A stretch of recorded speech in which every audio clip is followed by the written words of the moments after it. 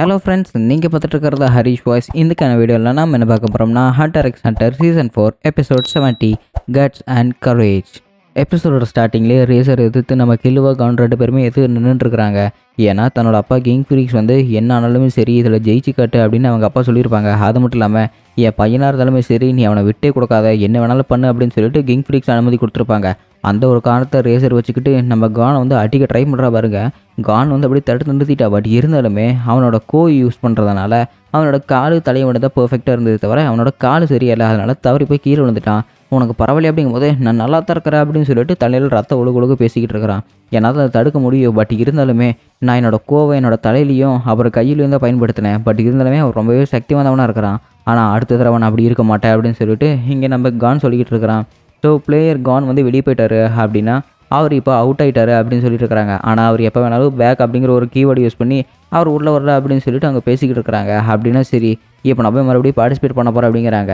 கான் எதுக்காக அப்படி போகிற, உனக்கு மறுபடியும் அடிபட்டுச்சுன்னா என்ன பண்ணுறது அப்படின்னு சொல்லிட்டு இங்கே பிஸ்கி சொல்லும்போது அதெல்லாம் எதையுமே கேட்காம நம்ம கான் பார்த்தீங்கன்னா அவன் பாட்டுக்கு போய்கிட்டே இருக்கிறான். சரி இரு கொஞ்சம் நேரம் ரெஸ்ட் எடுத்துடாது போ அப்படின்னு சொல்லிட்டு வெளியே உட்கார வச்சுட்டாங்க. அப்படின்னு சரி இந்த பாலை நீ கொஞ்சம் நேரம் பிடிச்சிருக்கிலோ அப்படின்னு சொல்லிட்டு குறைன்னு பார்த்தீங்கன்னா அவன் பாலை கொடுத்துட்டு போயிட்டான். இந்த தடவை அவனுக்கு சரியான பாடத்தை நான் புகட்டுறேன் அப்படின்னு சொல்லிட்டு குறைன்னு பார்த்தீங்கன்னா பாலை தூக்கிட்டு எங்கேயோ போயிட்டுருக்கிறான். எங்கடா போகிற அப்படின்னு கேட்டதுக்கு திருப்பி கொடுக்கறதுக்கு. இப்போ பாரு, ஹே ரேசர் என்கிட்ட திருப்பி கொடுத்தில்ல, உனக்கு திருப்பி கொடுக்குறக்கு இப்போ நான் கொடுக்குறேன் பாடுறா அப்படின்னு சொல்லிட்டு வேகமாக ஓடி அவனோட நென்பீஸ்ட்டு இவன் பால் போடுற இடத்துல டிரான்ஸ்போர்ட் ஆயிடுச்சு. அண்ட் அதே சமயத்தில் அவன் நென்பீஸ்டோட ரேசரை ஸ்விட்ச் பண்ணி விட்டுட்டான். அப்படின்னா இவனால் நென்பீஸ்ட்டையும் இதுவுமே ஸ்விட்ச் பண்ண முடியுமா அப்படின்னு சொல்லிட்டு அப்போ தான் ரேசருக்கு ஒரு ஐடியா புரியுது. அண்ட் அது மட்டும் இல்லாமல் அவ்வளோதான், நாங்கள் இதில் ஜெயிக்க போகிறோம் ஏன்னா ரேசர் அடி வாங்கிட்டு அப்படின்ட்டு இருக்கும்போதே பால் ரேசர் அடிச்சுட்டு கரெக்டாக வெளியே பறக்க போய்கிட்டே இருக்கும்போது நம்பர் 13 2ஆம் நம்பர் ஆளை பார்த்தீங்கன்னா வெளியே தூக்கி போட்டுட்டு பால் கீழே விழாமல் பார்த்தீங்கன்னா கரெக்டாக பிடிச்சிட்டாங்க. ஸோ ஆப்போசிட் பிளேயர் அடிச்சுட்டு பால் கீழே விழுந்தால் தானே எப்படி தோக்க முடியும். 2ஆம் நம்பர் பாலை காப்பாற்றி கொடுத்து அடுத்த செகண்டே 13ஆம் நம்பர் நம்ம குறைனு போட்டு ஒரு அடி அடிக்கிற பாருங்க. அவன் அப்படியே மயக்கம் மட்டும் விழுந்துட்டான். இதெல்லாம் சீட்டிங் அப்படின்னு சொல்லிட்டு பிஸ்கி சொல்லும்போது இதில் எந்த ஒரு சீட்டிங்குமே இல்லை. ஏன்னா அவன் என் மூஞ்சில் அட்டாக் பண்ணும்போது நான் அவனோட மூஞ்சில் அட்டாக் பண்ணேன். ஸோ அப்படின்னா இது எல்லாமே ரூல்ஸில் தான் இருக்குது, இது எதுவுமே சீட்டிங்னு வராது அப்படின்னு சொல்லிட்டு ரேசர் சொல்லிக்கிட்டு இருக்கிறான். ஸோ ஆக்சுவலி இவன் ரூல்ஸ் படி தான் விளையாண்டுருக்கான்.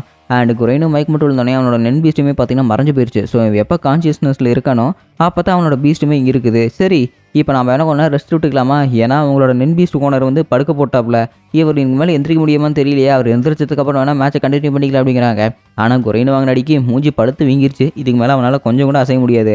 இதுக்கு மேலே அவனை என்ன பண்ணுறது அப்படின்னு சொல்லிட்டு இவங்க ஆளுங்களுமே பேசிக்கிட்டு இருக்கும்போது ஸோ இப்போ தான் கேம் பார்த்தீங்கன்னா ஆட்டை சூடு பிடிச்சிருக்குது. இப்போ 3 vs 3, அதாவது நம்ம விஸ்கி, கில்லுவா, ஹிசோகா அண்ட் அதுக்கப்புறம் ரேசர் அவங்க கூட இருக்கிற 2 நென் பீஸ்டான 13 அண்ட் நம்பர் 2.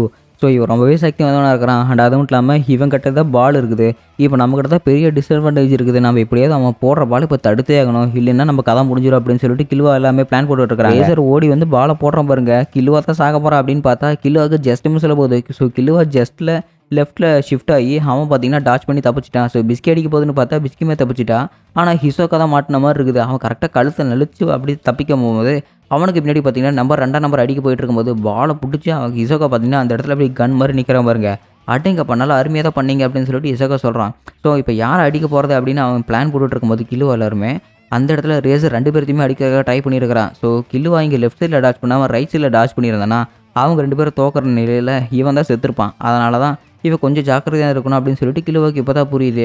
அண்ட் அது மட்டும் இல்லாமல் பிஸ்கி இப்போ வெளியே போகணும் அப்படிங்கிறாங்க. என்னாச்சு அப்படின்னு ஆச்சரியத்தோட பார்த்தா ஸோ கேம் கேரக்டர்ஸில் இருக்கிற அவங்களோட ட்ரெஸ்ஸுமே இப்போ பால் பட்டுச்சுன்னா அவங்களுமே வெளியே வந்துடணும் அப்படிங்கிறாங்க.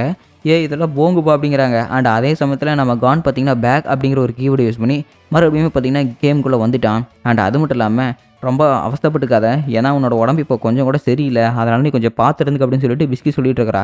சரி சரி அப்படின்னு அவனு சொல்லிட்டு போயிட்டு இருக்கிறான். டேய் நான் என்ன சொன்னாலும் எப்படி கேட்க போகிறதில்ல, எப்படியாவது உசுர் கொடுத்தாவது ஜெயிச்சு தோலை அப்படின்னு சொல்லிட்டு அவள் பார்த்தீங்கன்னா சொல்கிறா. சரி நீங்கள் சொன்ன மாதிரி நானும் பண்ணிடுறேன் அப்படின்னு கான் பேசிட்டு அவன் ஃபீல்டுக்குள்ளே வர பாருங்க. ஆக்சுவலி அவன் தூக்கி போட்ட பால் வெளியே போயிட்டு வந்ததுக்கப்புறம் கொஞ்சம் பவர் கம்மியாக தான் இருக்குது. அதனால தான் என்னோட 2 விரலை பிடிக்க முடிஞ்சுது. அண்ட் எனக்கு 2 விரலை இப்போ பயன்படுத்த முடியாது. ஸோ இப்போ இந்த டேக்ஸை பயன்படுத்தி நம்ம கரெக்டாக அவனை அட்டாக் பண்ணலாம் அப்படிங்கிறாங்க. ஆமாம் எனக்கு தான் சரியான ஐடியான்னு தோணுது, ஏன்னா இதை நம்ம கரெக்டாக பயன்படுத்தி ஆகணும் அப்படிங்கிறாங்க. ஏன்னா நீ பைத்தியக்கார மாதிரி பண்ணாலுமே சரி நம்ம எப்படியோ செத்து போயிடும் அப்படிங்கிறாங்க. எதுக்காக இப்படி பண்ணிட்டு இருக்கிற, நீயே லெஃப்ட் டாச் பண்ணாமல் ரைட்டில் டாச் பண்ணி தான் நீ செத்துருப்பா தானே அப்படின்னு சொல்லிட்டு நம்ம கான் சொல்கிறான். இதை கேட்கும் போது நம்ம கிலோவுக்கு ஆச்சரியமாக இருக்குது. ஏன்னா எல்லாத்தையுமே கவனிச்சுட்டு இருந்துருக்கிறான். எனக்கு இதெல்லாம் போதாது, ஏன்னா நான் அவங்ககிட்ட ரொம்பவே சீப்பாக ஜெயிக்க விரும்பல. எனக்கு அவங்க கூட அவனோட ரூல்ஸ் படி ஒண்டி அவங்க கூட நான் சண்டை போடணும், எனக்கு அதுதான் முக்கியம். அதனால் இப்போ நான் தோக்கடிச்சு காட்டுறேன் பாரு ரேசர் அப்படின்னு சொல்லிட்டு இந்த இடத்துல நம்ம கான் சொல்கிற பாருங்க. சரி கில்லுவா நீ அந்த பால் எடுத்துகிட்டு போயிட்டு அங்கே பிடிச்சி ரெடியாக இரு அப்படின்னு சொல்லிட்டு நம்ம கான் சொல்கிறான். இவனும் என்ன பண்ண போகிறான்னு தெரியல. சரி நீ சொல்கிறேன் தான் நானும் நிற்கிறேன் அப்படின்னு சொல்லிட்டு அந்த பாலை கரெக்டாக பிடிச்சி வச்சுட்டேன் பாருங்க. ரேசருமே அந்த பக்கம் டாஷ் பண்ணுறதுக்காக கையை ரெடியாக வச்சிருக்கிறான். ஸோ நம்ம கான் ராக் பேப்பர் சிசர் அப்படின்னு அந்த பழைய மார்ஷியல் ஆர்டிஸ்ட் இருக்குது பார்த்தீங்களா, அதை வந்து ட்ரை பண்ணிட்டு இருக்கிறான்.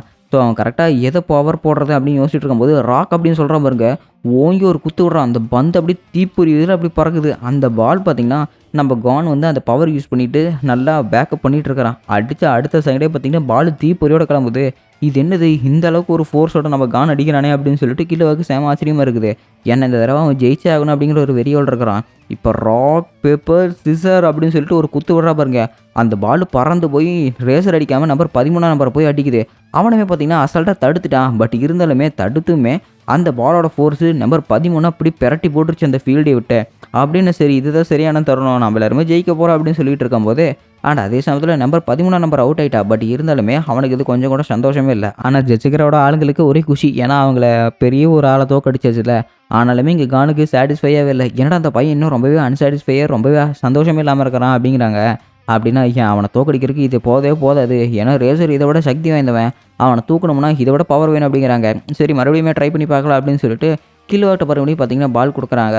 இந்த தடவை நான் அவனை அட்டாக் பண்ணணுன்னா என்னோடய ஃபுல் பவரை திரட்டி நான் எப்படியாவது அடிச்சாகணும். ஏன்னா இது என்னோட மான பிரச்சனை, இல்லைனா எங்கள் அப்பா என்ன நம்பவே மாட்டார் அப்படின்னு சொல்லிட்டு நம்ம கான் நினச்சிக்கிட்டு இருக்கிறான். அப்படின்னு சரி என் மூச்சை ஒருங்கிணைந்து என்னோட 2 நான் பயன்படுத்தி ஆகணும் அப்படின்னு சொல்லிட்டு அவனோட மூச்சை அப்படி பார்த்தீங்கன்னா கண்ட்ரோல் பண்ணுற மாதிரி இருக்குது. ஸோ அவனை சுற்றி இருக்கிற ஆறு எல்லாத்தையுமே அவன் கண்ட்ரோல் பண்ணிகிட்டு இருக்கிறான். இதை பார்க்கும்போது பிஸ்கிக்கு புரிஞ்சிச்சு இவன் என்ன பண்ண போகிறா அப்படின்னு. ஸோ நம்ம கானோட ஆறா பார்த்தீங்கன்னா ஒரு சாந்தமான நிலையில் அவனுக்கு மேல் லோக்கில் போயிட்டு இருக்குது. அண்ட் அவர் ரென்னு அப்படின்னு ஒரு வார்த்தை சொன்னோன்னே அப்படியே கொழுந்து விட்டு எரியுது தீப்பொறி எல்லாமே. அந்த இடம் முழுக்கவே பார்த்தீங்கன்னா அப்படியே அதிருது. ஏன்னா நம்ம கானோட ரெண்டு அந்த மாதிரி இவனு இந்த அளவுக்கு சக்தி வந்தவனாக இருக்கானே அப்படின்னு சொல்லிட்டு ரேசர் நினைக்கும் போது நீ அவனை ரொம்பவே தப்பு கணக்கு போட்டுட்ட. ஏன்னா அவனோட சக்தி போக போக தான் இந்த ஃபீல்டை பொறுத்த வரைக்கும் அதிகமாகும் அப்படின்னு பிஸ்கி சொல்லிட்டு இருக்கிறா. அப்படின்னு சரி யார் அதிகமாக இருக்கிறாங்கன்னு பார்த்துடலாம் அப்படின்னு இவனுமே பார்த்தீங்கன்னா அவனோட ரெண்ணை பயன்படுத்திட்டு இருக்கிறான்.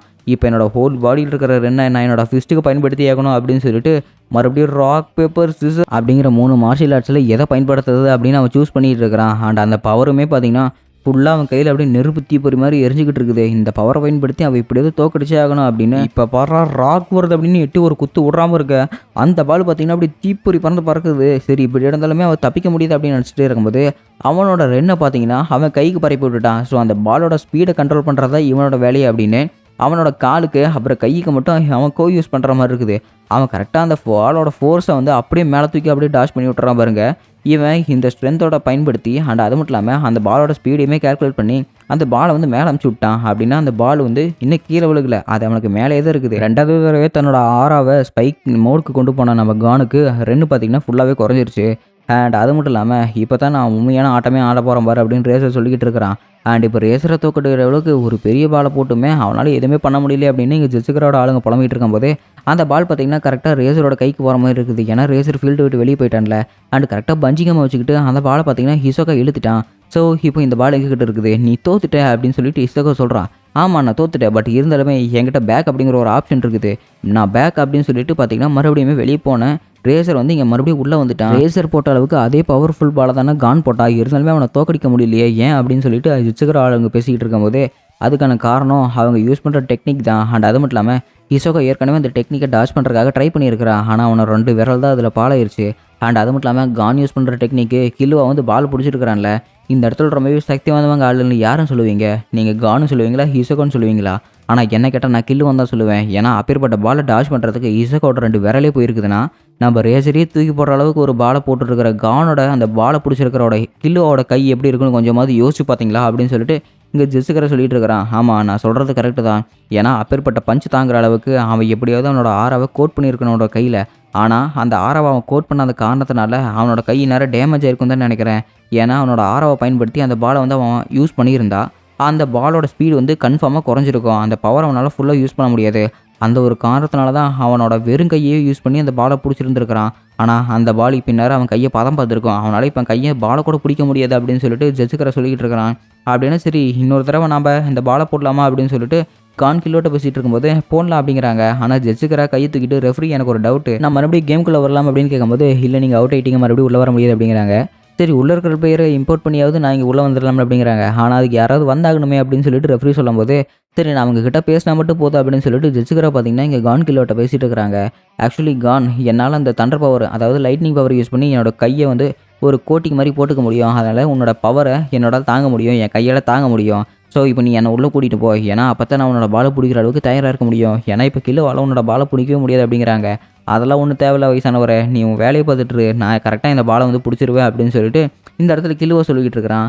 அதெல்லாம் ஒன்றுமே இல்லை, நீ உன்னோட கை கரெக்டாக இருக்குண்ணா அப்படின்னு சரி உன்னோட கையை காட்ட வேண்டியதானே அப்படின்னு சொல்லிட்டு பார்த்தீங்கன்னா இந்த இடத்துல ஜெசிகரை சொல்லிக்கிட்டு இருக்கிறான். என் கையெல்லாம் நல்லா தான் இருக்குது, அதெல்லாம் நீ ஒன்றும் பார்க்க தேவையில்ல அப்படின்னு சொல்லிட்டு கில்லுவா பேசிக்கிட்டு இருக்கும்போது பிஸ்கி பார்த்தீங்கன்னா அவனோட கையை வந்து வெளியே எடுக்கிறாங்க. ஸோ வெளியே எடுத்தது தெரியுது அவனோட கை பார்த்தீங்கன்னா ஃபுல்லாகவே டேமேஜ் ஆயிடுச்சு. ஸோ அவன் வெறும் வலியில் தான் இருக்கிறானே தவிர வேறு எதுலேயுமே இல்லை. பார்த்தியா உன் ஃப்ரெண்டோட கை எந்த லட்சத்தில் இருக்குது, இதுக்கு மேலே உன் பாலை பிடிக்கணுமா அப்படின்னு சொல்லிட்டு ஜெசிகரை கேட்கும்போது கான் என்னால் கண்டிப்பாக முடியுண்டா நான் நம்பு அப்படின்னு சொல்லிட்டு கில்லுவா சொல்கிறான்.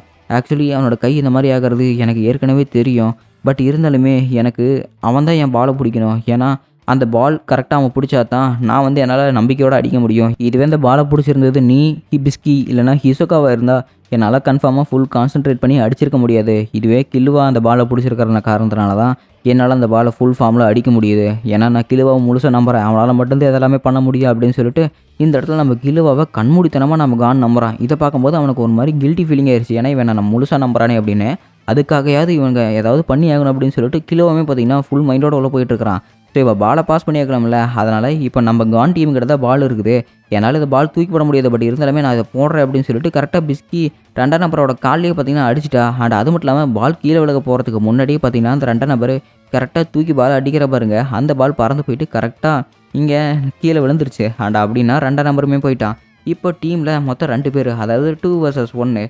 இப்போ இந்த என்கிட்ட ஒரு டாக்டிக்ஸ் இருக்குது, நம்ம அதை வேணால் ட்ரை பண்ணி பார்க்கலாம் அப்படின்னு சொல்லிட்டு கான் ஹிசோக்கு கில்லுவாட்ட ஒரு பிளான் சொல்கிற பாருங்க. எப்பட்றா நீ மட்டும் இந்த மாதிரி பைத்தியக்காரத்தனமான பிளானிங்களை கொண்டு வர அப்படின்னு சொல்லிட்டு கில்லுவா சொல்கிறான்.